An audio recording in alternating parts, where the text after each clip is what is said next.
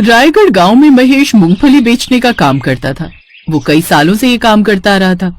उसी के पड़ोस में एक मिठाई वाले पवन की दुकान थी, लेकिन महेश का काम उसके काम से ज्यादा अच्छा चलता था और इसी बात को लेकर पवन हमेशा उससे चिढ़ता था। महेश की एक 16 साल की बेटी थी सुनिधि, जबकि पवन के 3 बच्चे थे, जिस कारण उसके खर्चे भी ज्यादा थे, लेकिन आमदनी कम थी और वो महेश से इसी जलन के मारे उसे परेशान करता रहता। यार महेश, तूने भी ना यार मुझे दुखी करके रखा है यार। तेरा ये धुआं ना यार सारा दिन मेरी दुकान में ही आता रहता है। परेशान हो गया हूँ मैं इस धुएं से। अरे क्या करें भाई साहब, अब ग्राहकों को गर्मा गर्म मूंगफली चाहिए तो आग तो लगातार जलाए रखनी ही पड़ती है ना। हाँ यार, मुझे मत सिखा। तुम यही कहना चाहते हो ना कि तुम अच्छी कमाई करते हो, जो सारा दिन ग्राहक तुम्हारे पास ही आते रहते हैं, और एक मैं हूँ जो मैं बेकार में ही यहाँ पर मक्खियां मारता रहता हूँ। ये कहकर गुस्से में वो वहाँ से चला जाता है, लेकिन महेश उसकी बात का बुरा नहीं मानता, क्योंकि वो अच्छे से जानता था कि पवन की आमदनी कम है और खर्चे ज्यादा। कुछ देर बाद सुनिधि अपने पिता के ठेले पर खाना लेकर आई। लो बाबा, पहले आप खाना खा लो, तब तक मूंगफलियां मैं भून देती हूँ। तू क्यों आई बेटी? तेरी माँ वो कहाँ है? उसे भेज देती। माँ कुछ सामान लेने बाजार गई है, इसलिए मैं ही खाना ले आई। उसकी ये बात पास में खड़ी पवन की पत्नी विमला सुन लेती है। इनको देखो, ठेले पर मूंगफली बेचकर भी इतनी कमाई कर लेते हैं कि बाजार जाकर खरीदारी कर सके, और एक आप हो, मिठाई की दुकान होकर भी इतने पैसे नहीं कमा पाते कि तुम्हारी पत्नी एक ढंग की साड़ी ही ले पाए। पता नहीं ये कौन सा 2 नंबर का काम करता है। इतने से छोटे से काम से भी इसकी इतनी कमाई हो जाती है। जी तो चाहता है इसके काम में आग लगा दूं।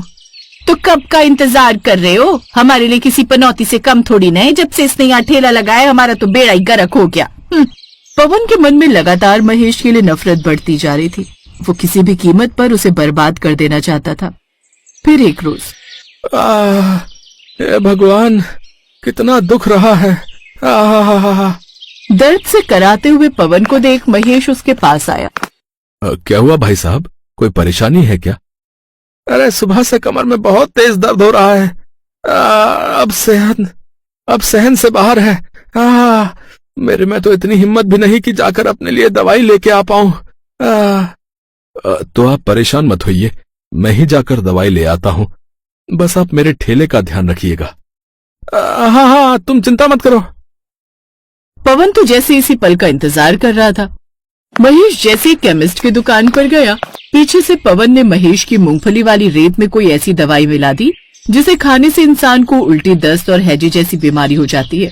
फिर पवन चुपचाप अपनी दुकान पर आकर अपनी कमर पकड़कर खड़ा हो गया। कुछ देर बाद महेश ने उसको दवाई ला कर दी।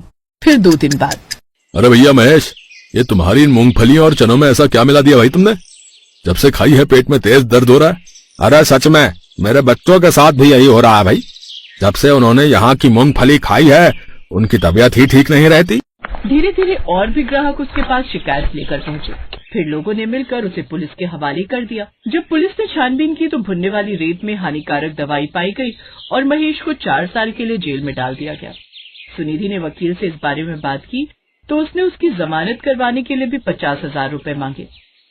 अब हम क्या करेंगे सुनिधि, इतने पैसे कहाँ से लाऊंगी मैं? लेकिन माँ, पिताजी की जमानत के लिए कुछ तो करना ही होगा।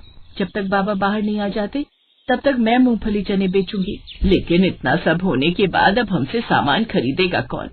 लेकिन सुनिधि ने हार नहीं मानी। अब वो ही अपने बाबा के ठेले पर मूंगफलियां बेचने लगी, लेकिन उनके पास अब ग्राहक नहीं आते। ऐसे 3 महीने बीत गए। साथ ही बरसात के मौसम में कीड़े लगने का डर सताने लगा। अब तो घर में भी खाने के लिए पैसे नहीं बचे। अगले दिन ही दोनों माँ बेटी ठेला लेकर दूसरे गांव पहुंच गई। मूंगफली ले लो, चना ले लो। उनकी आवाज सुनकर एक ग्राहक उनके पास आता है। ये चने कैसे दिए? 100 रुपए की आधा किलो। ले लो भाई साहब, अच्छे हैं। पहले कुछ चखाओ तो सही। सुनिधि ने उसे टेस्ट करने के लिए कुछ चने दिए। छी, ये तो सील गए। मुझे तो करारा चाहिए था। बहुत दिनों तक वो सामान पड़े रहने से उनमें नमी आ गई थी, इसलिए कोई भी उसको नहीं खरीद रहा था। काफी घंटों तक वो ग्राहकों के इंतजार में खड़ी रही, लेकिन ग्राहक आते पर उनके सामान को देखकर वहाँ से वापस चले जाते। तभी सुनिधि को एक ठेले वाले की आवाज आई। आइए, भरवा पराठे खाइए। सुनिधि उसके पास गई। भैया, ये भरवा पराठे कैसे बनते हैं? किसी भी चीज को छोटा छोटा काटकर या उसे पीसकर उसमें नमक मसाले मिलाकर पराठे में भरने से उसका स्वाद बेमिसाल हो जाता है उसे ही भरवा पराठा कहते हैं। एक बार खा लिया तो भूल नहीं पाओगी। बोलो कितनी प्लेट लगा दूं? नहीं चाहिए भैया, ये तो बस ऐसे ही पूछ रही थी। चल बेटी घर चल, शाम होने को है और मौसम भी खराब है। सुनिधि की माँ उसे अपने साथ घर तो ले आई, लेकिन उसके दिमाग में अभी भी वही बातें चल रही थी। वो घर आई तो सुनिधि ने झट से मूंगफली को सिलबट्टे पर पीसा और उसमें मसाले मिलाकर उसका पेस्ट बना लिया और फिर जल्दी से उसका पराठा बनाकर तैयार कर लिया। ये देख उसकी माँ बोली, बेटी ये तुम क्या कर रही हो? माँ, हमारी मूंगफलियाँ ऐसे तो खराब हो जाएंगी, तो क्यों ना हम भी उन काका की तरह भरा हुआ पराठा बनाकर बेचें? दिखने में तो अच्छा है, लेकिन खाने में पता नहीं। लो खाकर बताओ कैसा बना है। माँ ने जैसे ही मूंगफली का वो पराठा खाया तो उसका स्वाद उन्हें बेमिसाल लगा। वाह बेटी, तूने तो कमाल कर दिया, क्या लाजवाब पराठा बना है। बस माँ, यही सब अब मैं ग्राहकों के मुंह से भी सुनना चाहती हूँ। अब मैं मूंगफली के पराठे बनाकर ठेले पर बेचूंगी, क्या पता लोगों को भी ये पसंद आ जाए। माँ, इसके लिए मुझे थोड़े पैसों की जरूरत पड़ेगी। मेरे पास ये 2000 ही बचे हैं बेटी, अगर ये तेरे काम आ सके तो। सुनिधि ने अब उन पैसों से जरूरत का सामान खरीदा और अपने ठेले पर मूंगफली के पराठे बनाकर बेचने लगी। आइए आइए, मूंगफली के पराठे खाइए, आइए आइए। अगले दिन से ग्राहक उनके ठेले पर आने लगे। भरवा पराठा, अंडा पराठा तो हर किसी ने सुना था, लेकिन मूंगफली पराठा सुनकर लोगों के खाने की इच्छा बढ़ने लगी और उसके पास भी खूब ग्राहक आने लगे। 1 महीने में ही उसके पास खूब ग्राहक आ गए। उसे अच्छी खासी कमाई होने लगी। उसका सारा सामान खराब होने से बच गया। अब महेश को जेल गए हुए 5 महीने बीत चुके थे।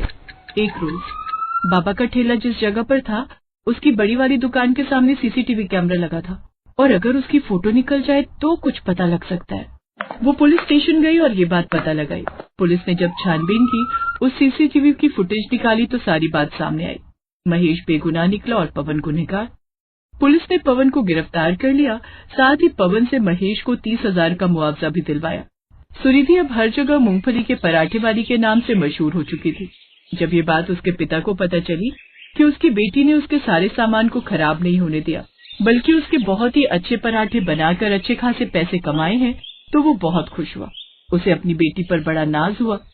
अब वो अपनी बेटी के साथ साथ मूंगफली के पराठे बेचने लगा, क्योंकि इस काम से उसे 5 गुना अधिक कमाई हो रही थी।